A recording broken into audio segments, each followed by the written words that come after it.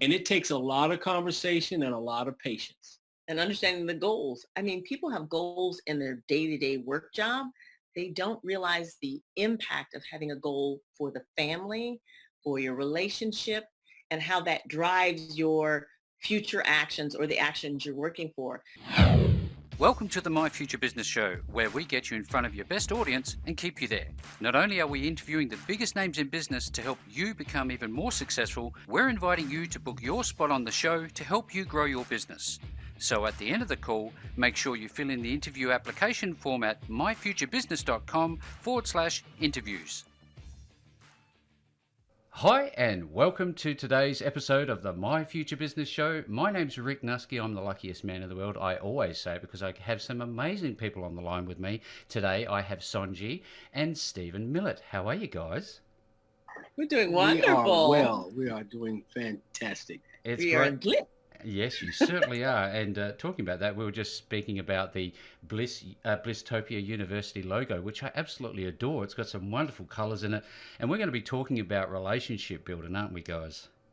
Yes. Yes, we will. But we have a lot of experience doing that. Oh, well, that's exactly why we're here today. I wonder, being a married man myself, you often find that there can be struggles in life. And, I think in many parts, the wider world seems to paint a picture of what a relationship's supposed to be like. Now, before we jump into that, the nuts and bolts of the call, love to learn a little bit more about you guys, where you're located and how you came to be where you're doing what you're doing today. Well, we are in Wisconsin, Milwaukee, Wisconsin area. And we saw, we've had our own struggles, but we saw so many other people struggling in relationship. And since we've been married 11 plus honeymoon blissful years, wonderful, we thought we would share with people what our secrets are and what it is that makes us so happy and enjoying life. And they too can enjoy it too. Fantastic. Yes, I am Stephen's fourth wife. We refer to me as number last. Beautiful. And this is a key point, I think. Many times I think you have to go through the ups and downs in life's journey to actually appreciate the truth behind what a relationship finally looks like. Would you agree with that? I would say that's been the route I've taken. Absolutely. It's worked for me. Yeah. He said swinging for the fence.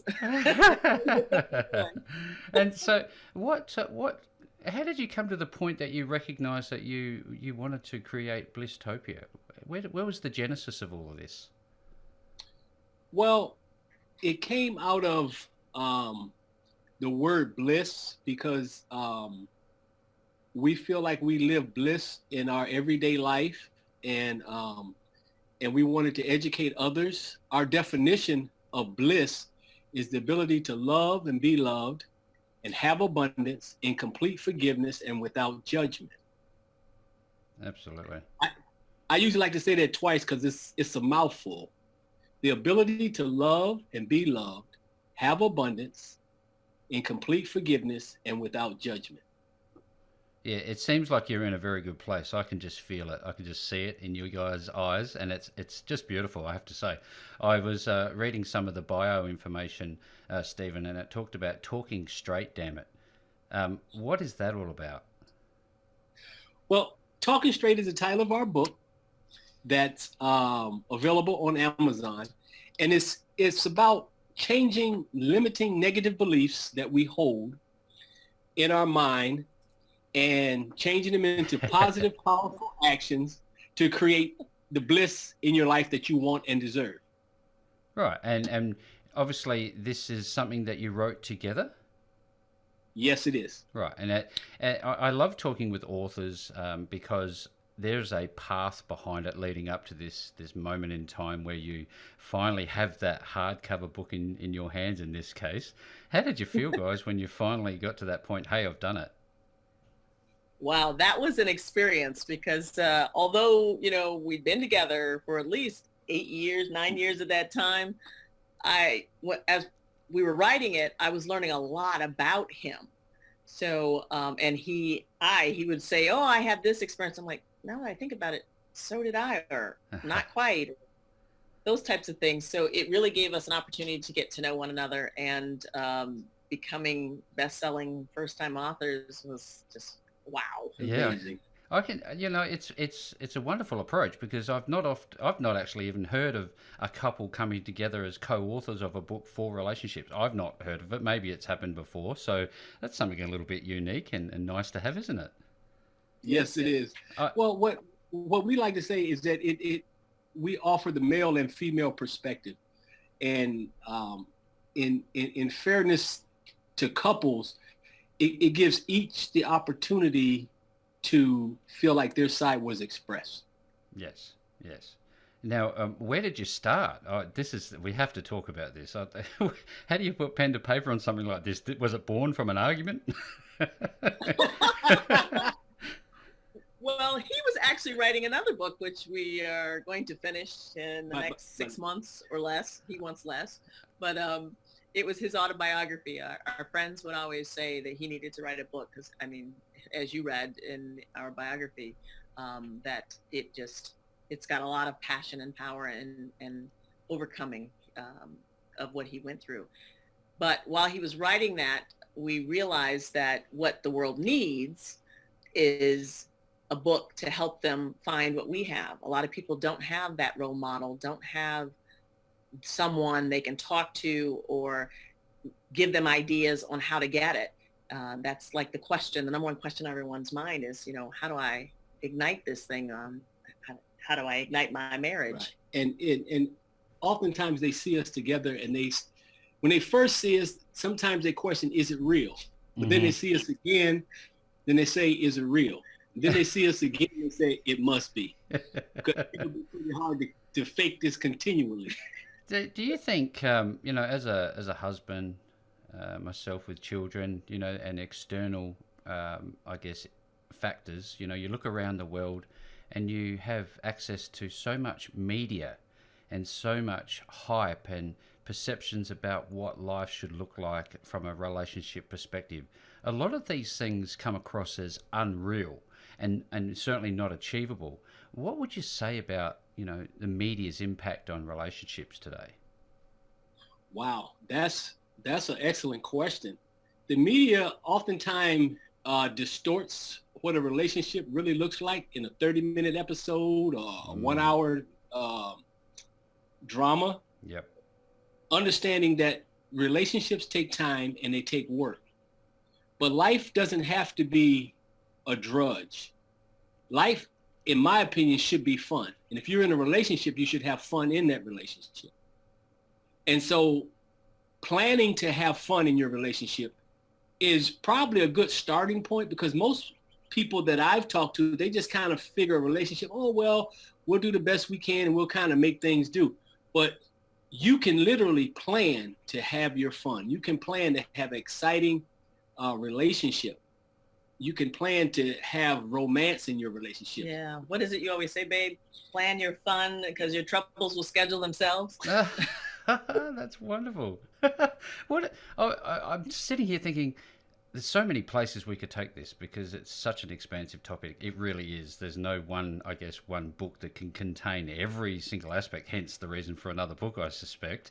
What's the difference between, I guess, the man's role and the woman's role in a relationship? Wow, that's a good one. I personally believe that depends on the couple, how you want to do it. I think that if you communicate your desires, have goals as a couple, you can then develop what works for you. We say, let me help you find your bliss, because your bliss and my bliss are two different things. You may not want to have a wonderful man who travels the world, who sings your praises all the time. You may just want a guy who takes out the trash. Yep. So you have to decide what is good enough for you and then work towards it. So there are historical roles, but today's society, I mean, you got men staying home, taking care of the children, women who are the breadwinners. You've got a whole variety. You've got it just changes. It evolves. And so what it really comes down to, and not being gender specific, but agreement specific. You have to come to an agreement with your spouse as to what you can do, what they can do, what you can achieve together. what you expect, and understanding what you expect from each other, and have a little grace. Sometimes we don't always hit the mark that we aim for, Mm-hmm. but it boils down to agreement. A lot of times we stereotype. That's one thing I like about the millennials, is that a lot of the terminology and traditional roles are just kind of blending and merging, and we're just people learning how to get along with each other and love each other. Yeah, that's great insight, isn't it? You know, and I used to be a corporate type of guy, always flying around the place, never home. And my wife loves her career. And so we made that decision. And, you know, now I'm the person that stays at home and does this wonderful show, and she goes off and earns the majority of the money. And that's a fabulous thing, you know, and you're exactly right. Forget the gender. Look at the role, isn't it? So Yes, absolutely. when we wake up in the morning, do you guys have a routine? And what does your day look like together? Well, we have a ritual. We get up at all different times, but when we're fortunate enough to be in the bed together, when we both wake up, Mm-hmm. is we like to listen to a meditation together, and then we go into what we call pillow talk, Mm-hmm. and we talk about whatever's on our minds, starting our day. We say our affirmations together. We tell each other how much we love each other and how beautiful you are and how successful you will be today, and how we will continue to live in this life of bliss. So we start off with the expectation that our life is good and will continue to be good, and we're going to do everything in our power to make that continue. Yeah, in our book, we have a chapter where we talk about and give an example of our pillow talk, so people can see an actual conversation. People hear the word talk, but they think of maybe, the sexy side of pillow talk. Yes. But it's really just connecting in the moment, in the morning, before the world takes us in our different directions and things happen and we come back and I need a Snickers. It's a different level of intimacy, isn't it? Yes, it is. Yes, it is. The pillow talk. Now, I suspect you work with a lot of different couples at different stages in their relationships.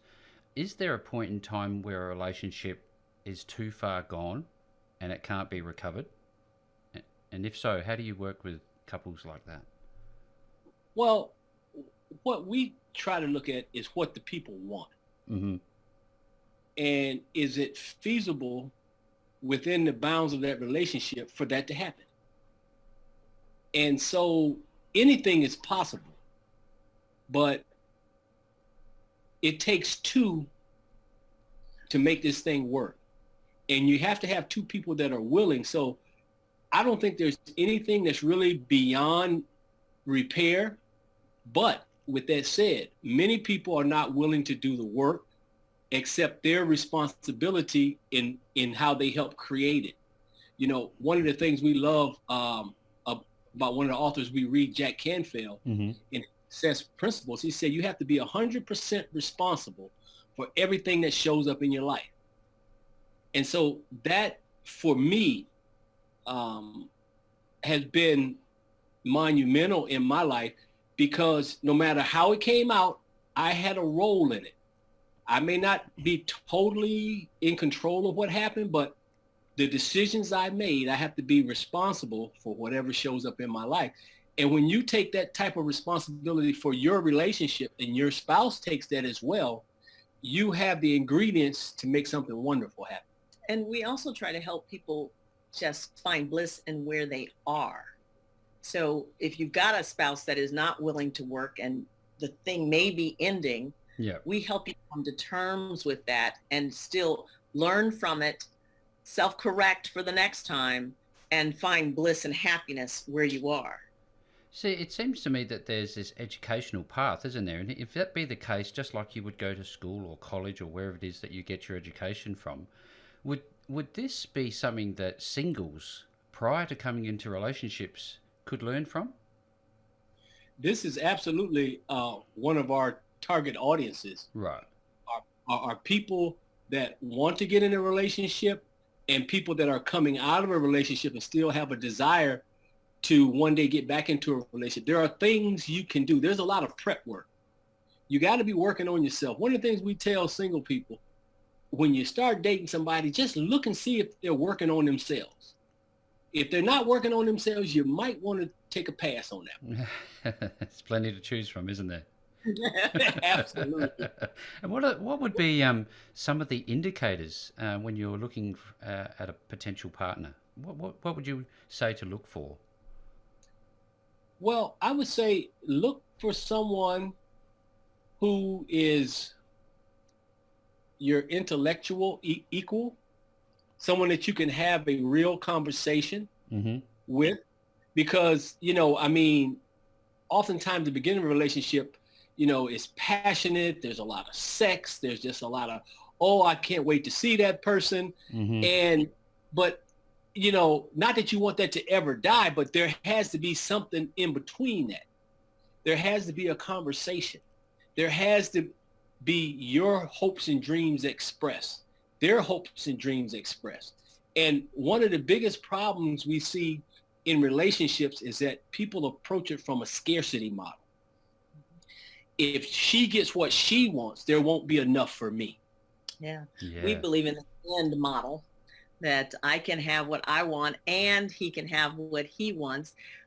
We also talk to people about creating that list for everyone, what to look for. You have to have certain things that are non-negotiables. So you need to identify those up front. And if you hit one of them, time to move on. But some of the other things that you'd like to have, the nice to haves, you may negotiate those. But most people enter a relationship and they don't know what it is they want. They don't know what they've been attracting and didn't really want. So we help talk them through taking an in-depth look at what they're really desiring. Yeah, and I look back over time to my grandparents, and I've always said about them with my wife is that I want to be like them. They were the first couple, and they stayed together until the end. My grandfather's passed on, bless his soul, but that was a model. There was a model there that it seems to have eroded, and I think what Talking Straight Dammit and the Blisstopia University is doing is bringing that back. It's such a wonderful thing you're doing. I'd love to talk about how people can work with you on the Blisstopia University and talk them through what this is all about. Wonderful. We just actually launched a new course, and the name of the course is Igniting Your Sexy, Mastering Intimacy. Right. And so that's something that people can sign up. It's a 6 weeks class. We have 6 different topics we're covering, and it also involves having conversations with us and a one-on-one coaching session. So what we do is we discuss a topic, like communication is one of our topics, and then we give homework and we have accountability. And that's what's so powerful with working with a life coach, or as in our case, relationship bliss coaches. We can be there with you through email or text on a daily basis when things don't go the way you think they should be going, and to help hold you accountable to affirmations or goals that you have set. And that actually accelerates your progress to getting to that bliss that you want. Yes, thank you so much for sharing. I'm sitting here thinking to myself, despite the fact that we'd love the world to be ideal and our relationships to be perfect every day, this one little word called conflict occasionally comes up. What would you say to couples that are fighting fairly often? What are some of the triggers that they should be looking for, and what are some of the resolves? I like to back up on that question just a little bit first. Is that when someone is looking to get into a relationship, that is a key skill, conflict resolution. Right. So when people are so entrenched in I'm right, she's wrong, I'm doing more than the other person is doing, and you have to take a step back. And gratitude and appreciation can change the whole dynamic. Because when you're entrenched in that bitterness and that frustration that oftentimes shows itself in hostility, every time you interact, you end up in an argument. And understanding that that person loves you and you love them. And one of the things in communication that we talk about, we get from Stephen Covey, seek to understand before you get understood. Understand what it is they want, why it is they feel that way, and what is it that we can do together to alleviate that. Let me give an example of this. Thank you. I am I will say I am a recovering addict when it comes to keeping my house neat. If you put down a bag, I'm moving it. I want it to be model ready every minute of the time is what I used to want. But one day, in noticing the conflict that it was causing in the family, and my husband said to me, why do we have to live in a museum? In a museum? And he was trying to seek to understand me. And I stepped back and I thought, well, it's because I always wanted my house ready for my mother to arrive. Oh. I always wanted to have her approval of the way my house looked, even though she probably only came once a year. It just had to be mama ready. Yeah. And when I realized that I didn't need that approval anymore, being 50 plus years, then it just broke. And the very next day, when I came to that understanding, it just became like a weight being lifted from me, and the calm set all over the house. So understanding is what we want to make sure that people have, and being able to communicate that understanding. But nobody had ever asked me, why does it need to be that way? And he did. And that speaks to a key point out of our book, is identifying those limiting negative beliefs. Why do we do what we do? There was something said or decision made a long time ago that we're operating on, and it may not necessarily be serving us today. Yes, that's just such they're lifelong experiences that you're going through. I wonder, as a parent, life used to be a lot easier until God's gift of children came along, and they can often be the source of much arguments. What do you say to couples with children often being the source, apparently, of arguments? Boy, we have a lot on that one. We are a blended family. When I met Sonji, I had 3 daughters, and she had a son and a daughter. Mm-hmm. And they were in that preteen, tween age. Oh. And that was an opportunity for us to grow. Yep. And understanding each other's parenting style, and understand what the goal is we want to accomplish. And it's not just do it because I said it and that's the way we've always done it, from my parents' house. Understand what's necessary to achieve the results that we really want.